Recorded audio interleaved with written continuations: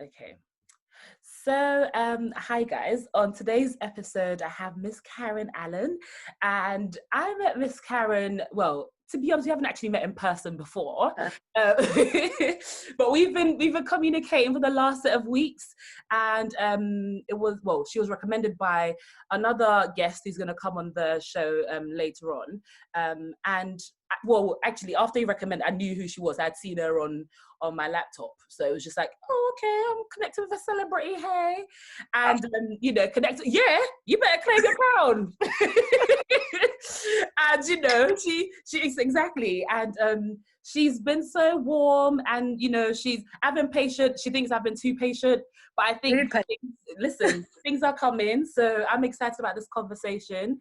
So Miss Karen, please tell us a bit about yourself, and then tell us 3 fun facts about yourself, and then we'll go into today's topic. Okay, cool. So firstly, thank you for having me. I really appreciate it. And you have been amazingly patient. I've been working on a project, as I mentioned to you, so it's been a lot juggling.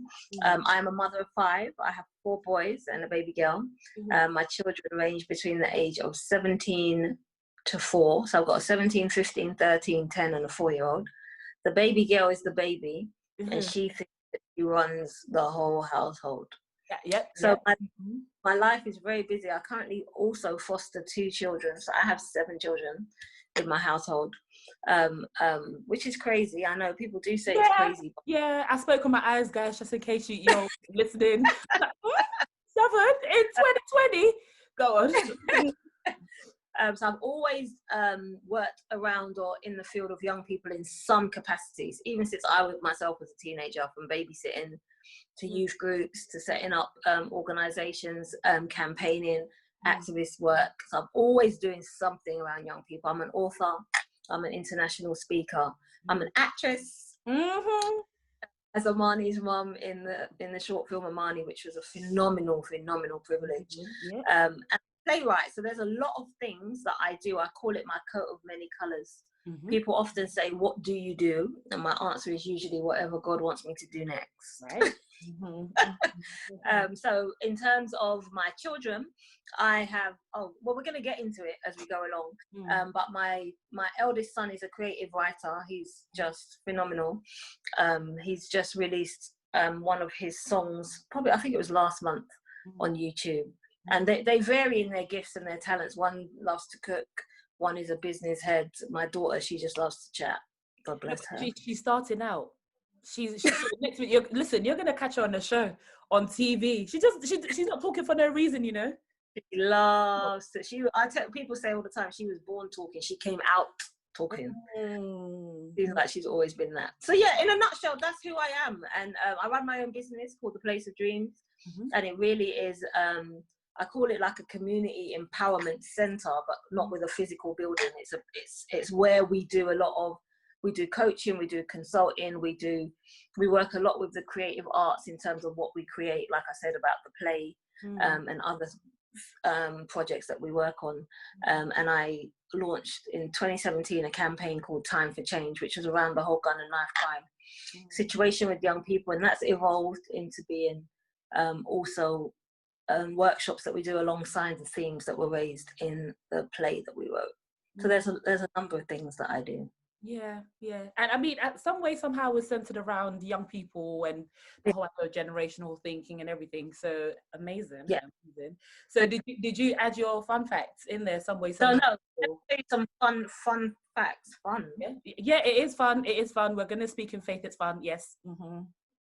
Fun is that I strive for. Okay, so this is one fact. I take myself to the cinema at least twice a month. So what have you been doing in the last 3 months? I've been very stressed. Even today, I said to the Lord, I need the cinemas to be open because this is not working out for me. Yeah. So I love to go to the cinema and eat nachos by myself. Yeah. Oh, yeah, it works. That piece is fantastic, you know. I'm yet to try it. Yeah, I always go to the in my head though, but I think after this period, I think I need to just do everything I've always said I was going to do anyway. Oh goodness, yeah. So I don't mess around when it comes to doing one. So cinema, that's something. Usually when I tell people that, people are like, by yourself? I'm like, yeah, I I love to go to the cinema. Another thing that I love to do, again, I don't really have fun. It's really bad. This is fun though. It's your peace haven. Yeah. So the things that I do for myself, I go to caf. I love a caf. I actually want to own a caf. I'm going to tell you a secret. Okay. I love to go to a greasy British caf, right? And have a hot chocolate with a load of greasy food. But the thing is, because I'm getting better with my health now, well, I'm trying to, not very, very better. What I want to do is own a cafe that does Jamaican and English food. So I'm Jamaican heritage and I love a Jamaican breakfast. But sometimes you want a British breakfast with like a Jamaican edge on it. Fused something. Yeah, like a fusing thing. So I love to go, I go cast on my own. I love hot chocolate. I do not drink coffee. I love hot chocolate, and I love the hot chocolate with loads of cream and marshmallow. The heart disease hot chocolate, Jesus Christ, my Lord. listen. Oh, listen. I've connection. I get it. This is me. I get it. Okay, so hot chocolate, cinema, and then what's the third one? Oh, are we gonna assume the third one's the cafe? Yeah, let's do the cafe as the third one. Okay. I'll be hard pressed to find a third. I think they're very interesting fun facts though, because some of them have been, I can touch my thumb with my neck. It's quite interesting. I like this. Thank you. This is good. Okay, so today we're going to speak about the education system in the UK. So prior to delving in deeper, I want to know what home was like when you were growing up. What did family look like to you when you were growing up? Okay, so I grew up in a two-parent household. My parents just last week celebrated 48 years of marriage. So I grew up in, what they call a traditional nuclear family. I had three biological siblings, and my parents fostered two boys. So fostering has always been part of my journey. My baby brother sadly passed away 2 years ago of meningitis unexpectedly, but he was the baby before the foster boys came. Okay. And now my two foster brothers are my baby brothers. So when I was 8 years old, my parents took me and my siblings to Jamaica, and we went to school for 3 years. So I was schooled over there. Then we got back here when I was the end of year 7 into year 8. And we moved from Tottenham, which is in North London, to Enfield. I went to a school in Enfield, which was at the time predominantly white. I was the only black girl in my year for the first year. And then slowly black people started coming to the school. So home, I have a very, very, very good childhood. Like when I think of my childhood, I try to make my home replicate my childhood, because I believe that when life happens, it really happens. And I think that every child should at least have a childhood to look back on and say, I had a good childhood. It's true. Because when life hits you, boy, it's not, it can throw you off track. So yeah, I had a really good childhood. Yeah. Again, darling? You can only hold on to the memories though, and it's good. It's a very good point you made about having a good childhood, because if life's coming at you fast and you're trying to, now I think in the last 3 months we've had a lot of time to reflect, right. The good, the bad, whatever it is, and if all the memories you have are just rubbish memories, absolutely, it's painful, and it can a lot of people have had traumatic childhood, which is devastating and a shame. And I think that one of my missions in life is to make my home a safe place for any child who comes. So yeah, my parents were amazing. My dad, I have a very, very strong relationship with both of my parents. They're very, very different. My dad's very outspoken. He chats for England. And my mum's very quiet and reserved, but extremely loving. Like, she is my greatest supporter. So yeah, I had a really, really, really stable and set childhood. I'm very grateful to God for that. Good. Okay, so you've mentioned you started out here and then you went to Jamaica for 3 years. So, okay. Is there any particular reason as to why you went on your extended holiday in Jamaica? Did you know you were going to go to Jamaica for 3 years? Did you think you were going to see your grandparents or something? What was the plan? You know what? So I know now in retrospect that my parents they were going through a rough time financially, and their parents were all in Jamaica, in the Caribbean. So my dad stayed here so it was like 6 months off, 6 months on. So he worked here while my mum took us and the kids to kind of be around family and that whole support network.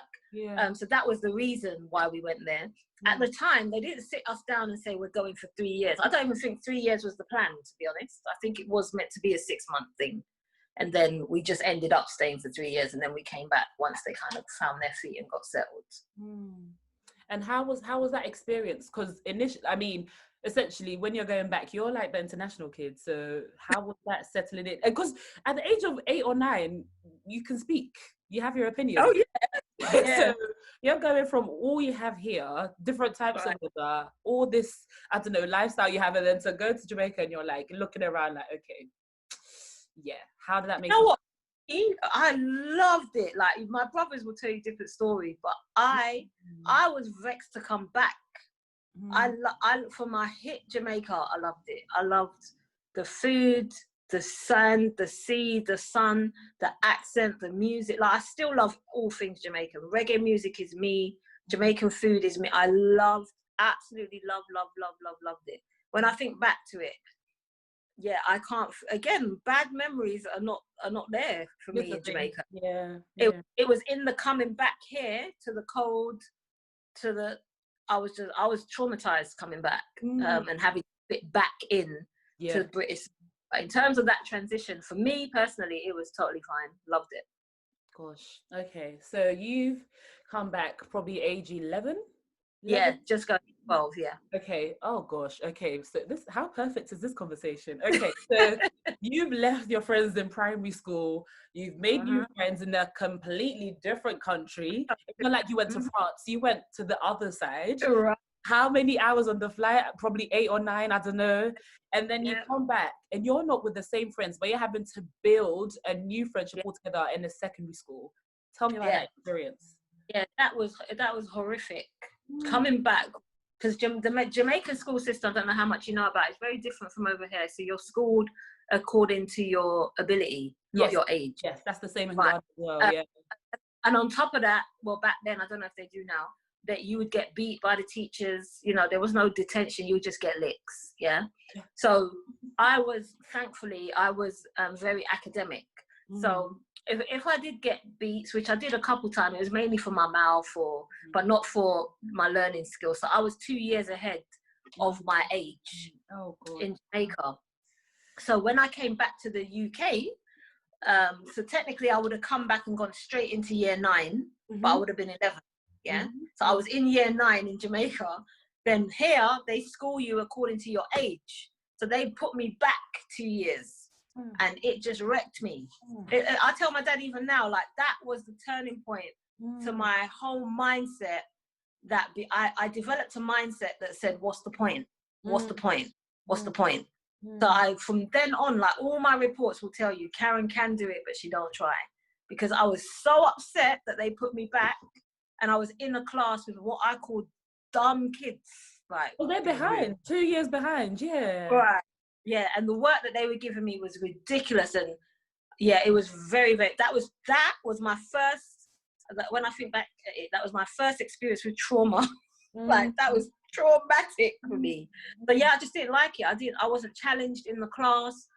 It was weird. Everything was weird coming back. Like, the way the kids were rude to the teachers. Like, this was new to me. Yeah. The freedom. And that really set a passion in me for education. I'm very passionate about the education system because I believe the education system over here is nonsense. Maybe the higher education's all okay, but from secondary school down, no way. Like, if it was me, I'd breathe or blow on all of it and start again. Because it's only we could change the curriculum a little bit. Yeah, literally, it's all of it to me does not fit. It's not fit for purpose at all. So yeah, that was my initial experience coming back. Okay, so you went to secondary school. Did you go to sixth form college? Did you do your A-level? Yeah, so secondary school, then sixth form, then university. Then college, then university. Okay, all right. And did your parents somewhat pressure you to? Yeah. Was university an option, or was it like, yeah, that's next? No, there was not from my dad's perspective. You are me, and the thing is, out of all my siblings, I was the only one that was pressured. No one else had to finish college, no one else. I was the only one. Even it's funny because right now my elder brother is doing like this series interviewing my dad about his life, and my dad's gonna be 74. So I was one of the episodes, and I said to my dad, why was it that I was the only one that had to go through the whole system, like to the point where my dad, I didn't want to do a degree. No, I'm not telling the truth. I wanted to do a law degree, but because I messed around with my A levels, and they didn't think I was going to pass my A levels because I was so laid back I could be laying down, right? To the point where the teachers did not, they didn't enter me for my A levels, right? Because they said that I'm going to fail. I would definitely get unclassified. But the thing is, I couldn't tell my dad that they wouldn't enter me because I would get, yeah? So I had to literally borrow the money from someone to pay for myself to enter the. I don't even think my dad knows this. To pay he's going to find out now. I had to borrow the money, so I was 18, to pay for myself, to enter myself, and I still passed with 2 A's and a C, yeah? But what happened was, because I waited till the last minute, I missed the whole clearing thing. You know, you have to apply for uni way back, right? So I missed all of that because my teachers were like, you're not going to pass, we're not even entering you. So I didn't pay for it till like the March. Then I just swatted. Because remember, I was always clever, I just was lazy. So I swatted and I passed my A levels and I got an A in law and I wanted to do law. But I missed the clearing, so I couldn't get on any law courses. So I was like, forget, I'm not studying. And my dad was like, yes, you are. And I was like, well, the only thing I want to do is law. And I couldn't get into no universities for law. And my other subject that I did like was sociology. So that was the only course I could do. So I ended up doing a sociology degree. And my dad was like, and enough times I wanted to pull out.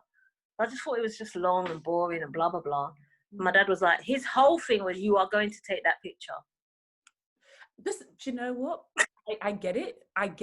Because when you think about it, you can't go to a fancy dress shop. And I tell my mum this all the time. I said, that's one of the reasons why I finished university, because I mean, I didn't feel like I wanted to drop out, but I just thought to myself, I can't go anywhere else to get this picture done. So, and I want my picture in the house.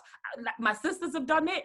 Oh, so what happened to the last one? Oh, she didn't go. No. That was not my. No, that was not. I was the opposite. Mine was the only picture until my sister was much older and she did a degree and a master's degree in her 30s. But at the time, yes, I went all the way through schooling. Okay. So you've experienced it. So you know what GCSEs are. You know what A levels are. You know everything. Okay. So obviously things have changed a little bit. Even in the last. I think there was even something else coming out in the last months where they're, what is it? It's not A levels, it's something else, some levels that they're creating. I really haven't been keeping up with it as much as I should be, so go ahead. I didn't choose to. Trust me, I didn't choose to. When I saw this, I was confused. I didn't know how to receive it. But they're saying something along the lines of apprenticeships not being as beneficial to certain people. So they're creating another avenue where I feel like I'm about to give like, not accurate information, but I'll give you something along the lines. Don't quote me, guys. About something about where what is it? I forgot. It's some word, but I'm gonna put it in the description. People can research about it and researching it. But it's like it's vocational, but then it isn't vocational, and there's a certain duration. But it's meeting the college and the apprenticeship and A levels all in one. All together, right? Yeah. I don't know how like productive it will be because it's meant to start in September, but hey, everything is on pause. 2020, yes, I think it might be rewritten for some people. So I'm not sure if they're going to actually make that live. But some things have changed. Like apprenticeships only came. Well, it was more of a thing in like the last 10 years and things. Yeah, like that. Absolutely. How do you feel about the introduction of those? How do you feel about those things coming up? I think things like apprenticeships are, I think that as many alternatives to traditional education as possible is a good thing. Okay. And I say that because of the way that children learn. Yeah.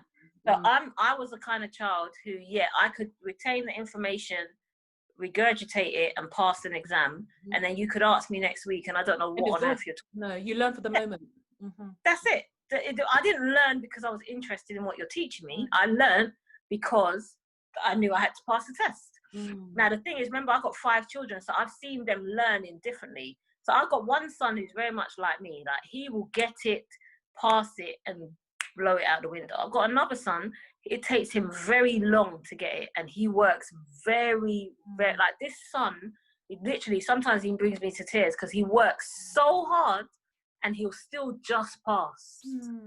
Because that's his learning. That's just how he is. Yeah. Now, if I was a different kind of mum, I might put a lot of pressure on him, like, why are you getting B? What? But I'm not that mum, because I understand that this system's nonsense anyway. Because just because you're not getting an A like your brother, to me, you would get the top marks just for the effort you're putting in.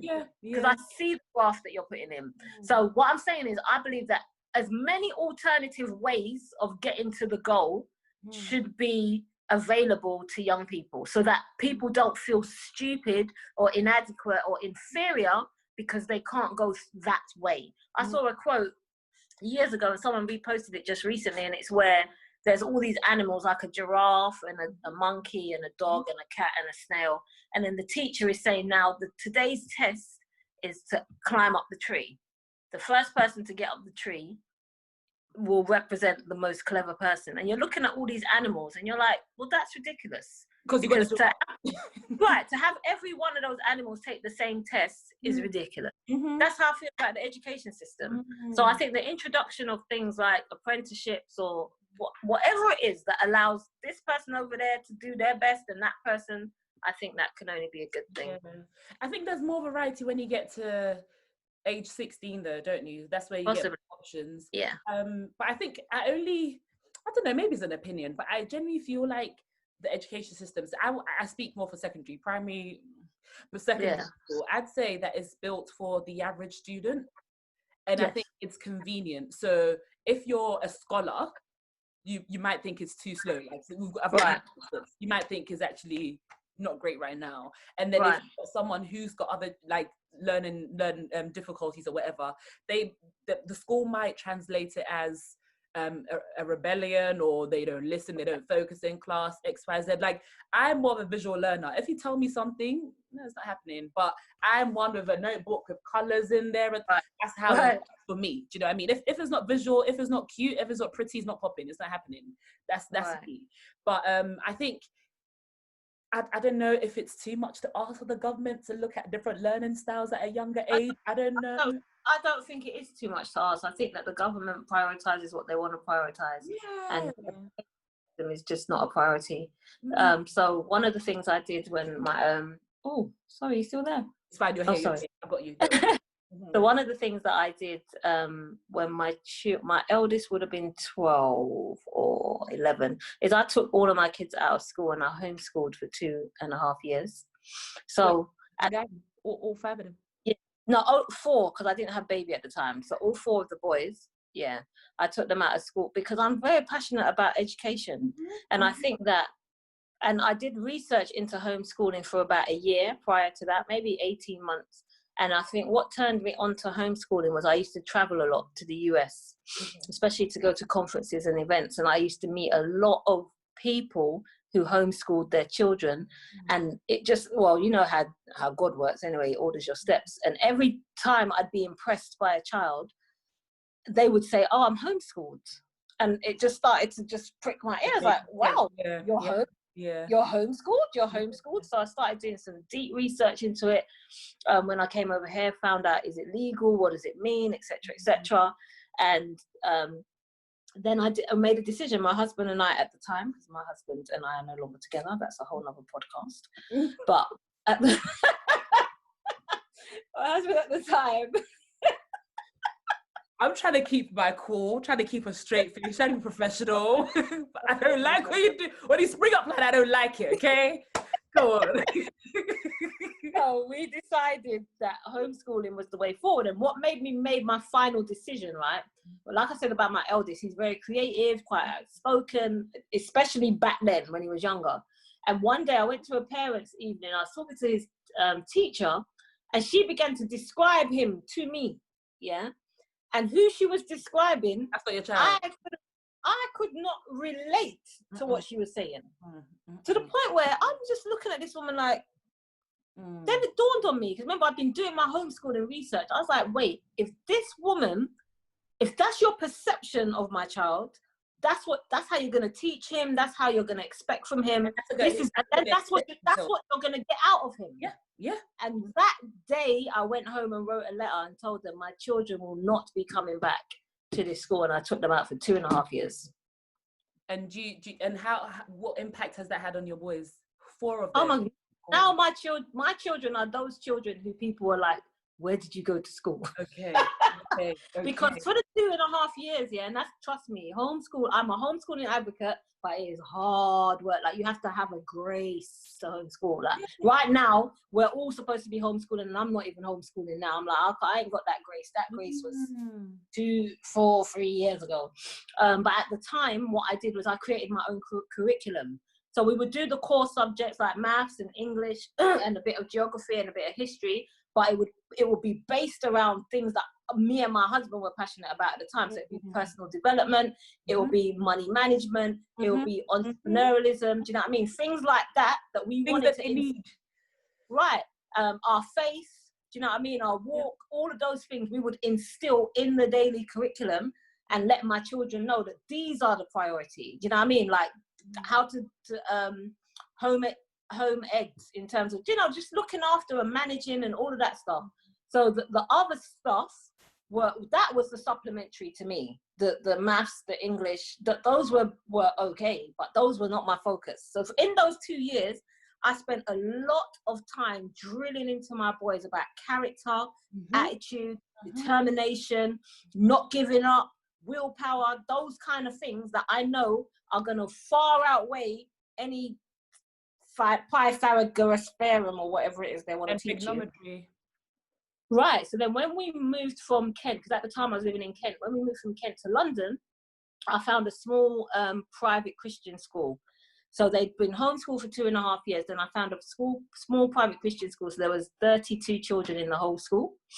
And that's where they've been going ever since. So they've never been back to mainstream. And I tell them all the time, if mainstream is something that you don't want to go back to, you will come back to being homeschooled. Because my daughter's going to be 5 in September, and she will not be going to mainstream. I have to get my head around homeschooling again now. Because mainstream school is not my children are not going through mainstream school. This is not happening, not on my watch. Not with what I know about mainstream.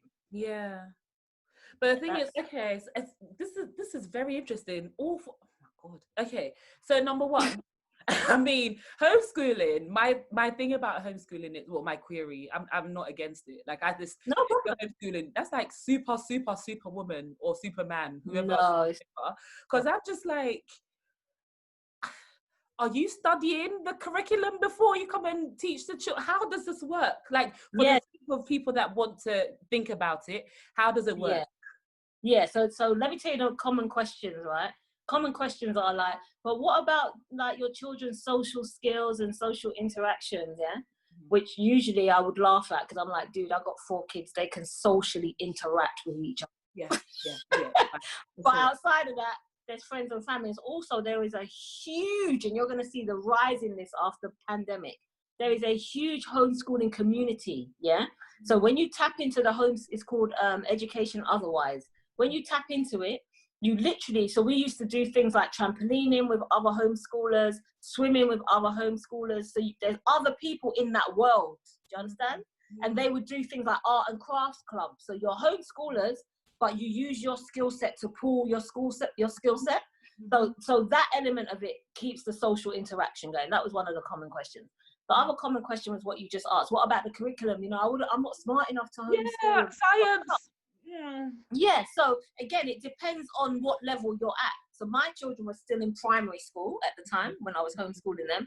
And again, I just pulled on online resources. We got online resources for everything, girl. And then literally just pushing it back out. So take it in, and then this is what it is. And then you teach them in a fun way, and that's it. That's it. So literally, so the older ones that were doing maths, when they got stuck on maths, because I'm not a maths person, I'd either pull on someone in my family who knows maths, or literally tap into something online that can assist with maths. Do you know what I mean? And then the younger ones, you're just walking them through them little tick ABC books and the phonics. You know what I mean? Trust me, it sounds daunting, and you definitely need a grace. but it is not as bad as you would think it is, especially if you're pulling on your networks, on your village, and on the homeschooling communities. My Lord. Okay, so mainstream is not something you're down for. I get it. I'm not. Private school is not free. How are you doing that? Yeah, so again, grace of God. So a lot of help and support. So, but this particular private school, sorry, it's like I said, it's a small Christian private school. So it's not like your average. It's crazy as okay. You really are just covering admin costs, but because I've got a lot of children in there, yeah. That's what I was about to say. I'm just thinking, not one child, a couple. It's a lot of admin costs. So. Yeah, but this one is very, very basic in inverted commas in terms of the costing. And again, with this particular school, I don't know about other schools, but there's people that have asked me. So my kids have been going there now for 4 years, yeah? So people have asked me along the way, would you recommend me send my children? But because of the way that the school is, and they don't use the national curriculum. So this is a thing a lot of people don't know. There's not just one curriculum. Like people say GCSEs, thinking that there's just GCSEs. That's not the case. Different. There are schools like that the elite might send their kids to that don't do GCSEs. That's not the curriculum they're rolling with. And there are other types of private schools that also run their own curriculum. They might use GCSEs as a basis, but it's not the curriculum. So it's similar to the schools my boys go to. They don't use the GCSE curriculum. So my son, who's now 17 and now at college, doing creative arts, he didn't do GCSEs to get to college. He did the other curriculum, but it's still recognised in most of the colleges. You understand? Yeah. So it's just about doing research. Yeah, and so he's done homeschooling, then he's done private school. And you're now doing mainstream sixth form college? Is that what he's now at main? Yeah, he's now at mainstream. How do you feel about that? How do I feel? Yeah. Oh, I'm fine now. He's grown. Remember, you train up a child in the way they should go. By the time they get to 17, they should be well and ready for the world. Else I didn't do it. So yeah, definitely. Once they get to a certain age, and the thing is, I never kept them away from the world. It was just that particular system. But no, I don't feel no way now that he's old. And it was a challenge for him, though. Do you know what I mean? The transition, it was huge for him. It took him, I'd say, probably about 4 months to get into this, and then lockdown happened. Doing so well, and then you have to come back down again. Oh, mercy. And then lockdown happened. So I literally went to his first parents' evening at college in January, and they were like the report for my son, right? Was so ridiculously amazing that I was embarrassed. I was like, okay. Oh, yeah, but you knew you did it though. You're like, it was mad. They were like, your son, we've never met such a caring young man. He cares about everyone. That's the story for all my sons. They're amazing. God has blessed me, man. Yeah, he has 4 boys. Raising 4 boys in London in 2020 is not easy. Yeah, that's what people. That's what I've heard. So, but again, there's been a whole lot of sacrifice. Don't hear what I'm not saying. So I'm not that mum that gets my nails done and gets my eyelashes on fleek. I've never owned a red bottom. Can you say that one more time, please? Because I just think I heard you, but just in case they didn't hear you. No, shall I say it for the people at the back? I'll say it for and the back and the front and the side and then the outside and the queue, please. I'm not. Sacrifice is how I live. So that keyword.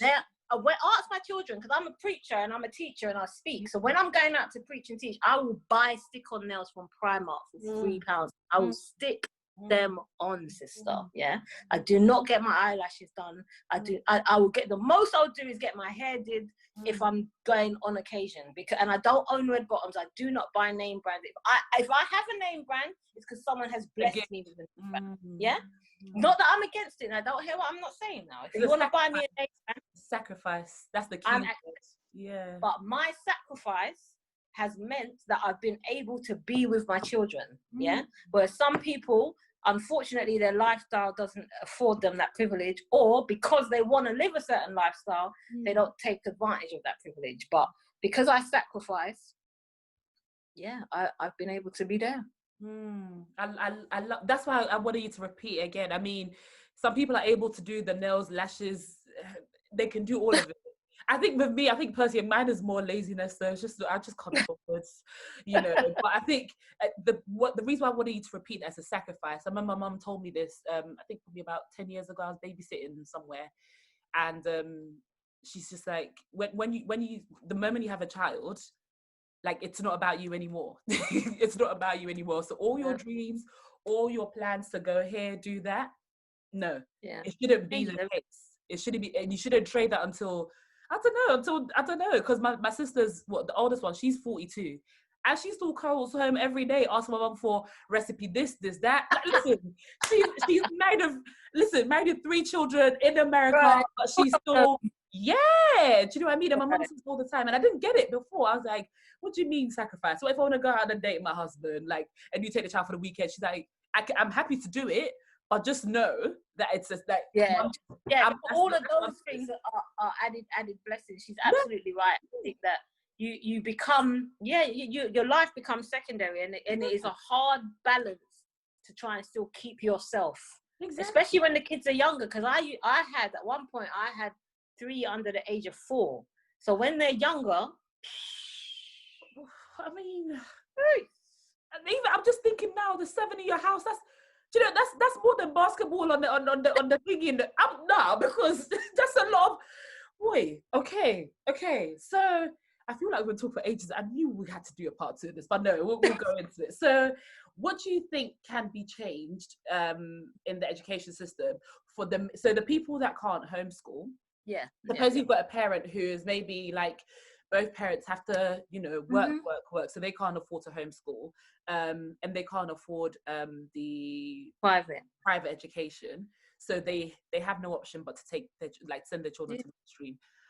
What advice would you give to them? But prior to that, what do you think people or the government can change to help benefit the masses in mainstream? So I think one of the things that should definitely be implemented, not that I'm a Minister of Education or anything, I think the class sizes are far too big. This is a major thing. And because the class sizes are so big, there will obviously be children that get overlooked or ignored even. I think that the learning styles, the teachers need to have teacher training, like proper. I'm not talking about them whole inset days where you got to fill out forms upon forms upon forms. I'm talking about proper training to look out for things in children. So it's hard for me to talk about the system because I just get irritated. What it is though, I think even I think what I've noticed is, as a teacher anyway, if you follow the book, you'd be missing out on a lot.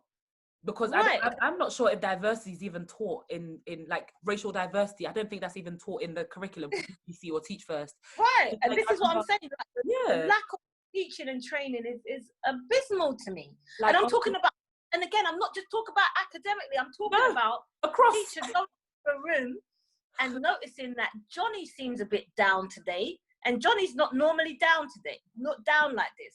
So what is it about Johnny? Why he's down today, instead of being like, Johnny, do your maths. Focus. Why you sleeping? Shouting at the crowd.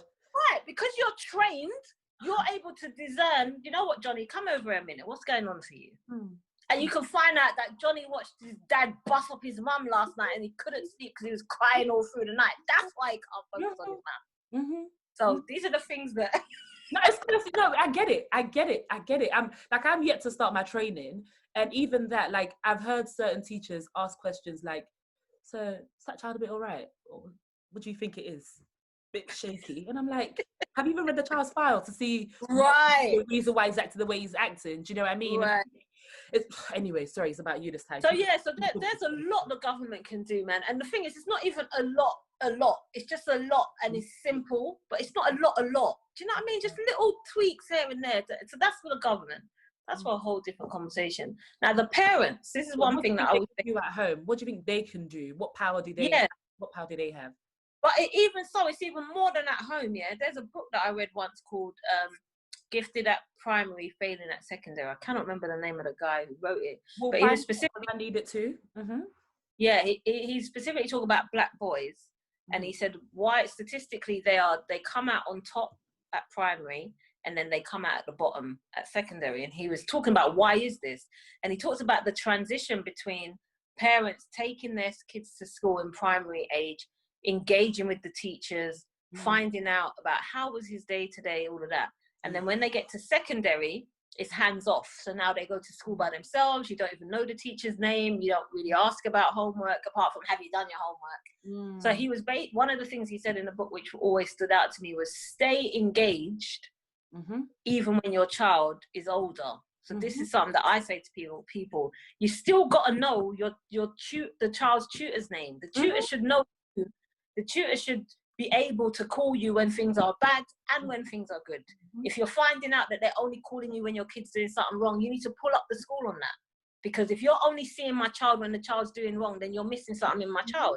You've got to know your child. Don't always take the teacher's side. But on the flip side, you can't always take the child's side, because kids can leave your house and become different people. I've worked with young people for too many years. So there's a lot that parents can do to stay engaged. If your child is at school, you have a responsibility to know about that school policies, things that they said. I used to be a school governor when my kids were at primary school.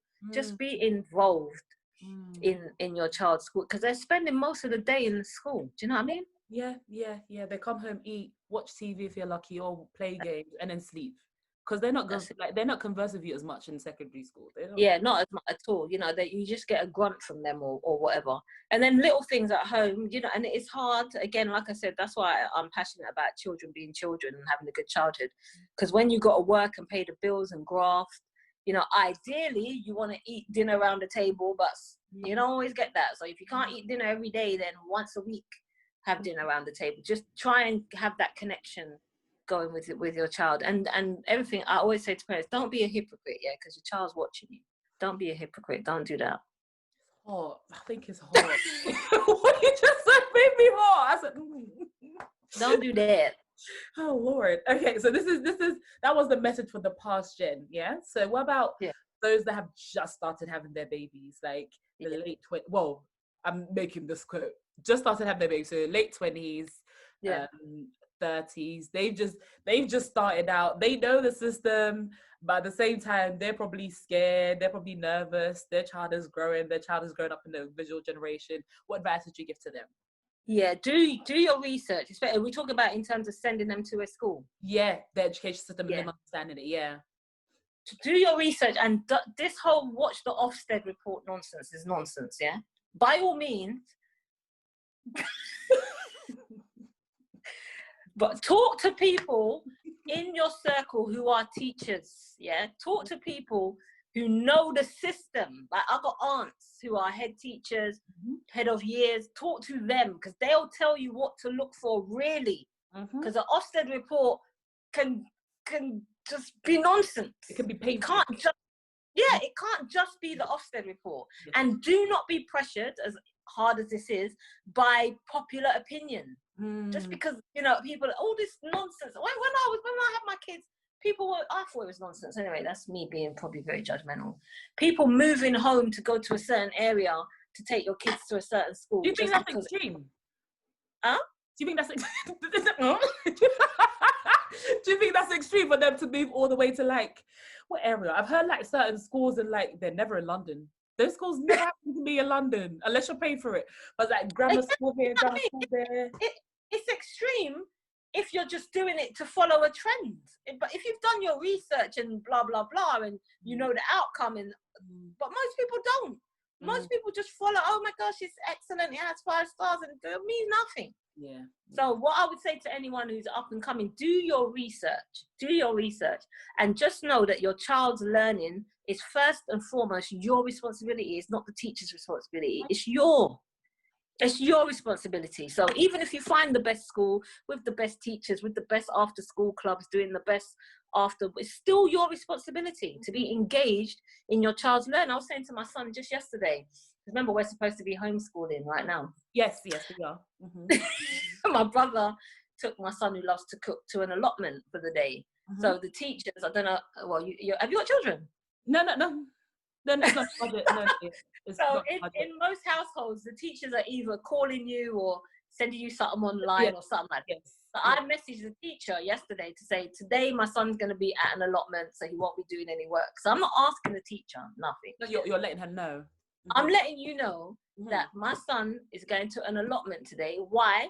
Because that piece of learning that he will get at the allotment, he'll catch up with the book work in a minute. Do you understand what I mean? Yeah. These are the things that parents have got to understand. You're in charge of your child's learning. You are in charge of it. What are you doing to, and again, one of the things I say to my sons, the education is not even about the books that you're reading. It's about the desire and hunger to learn. So when you leave school, you still got to be educated. When you're married, you still got to be educated. So it's about turning children onto learning. We could talk about this all day. You know we can.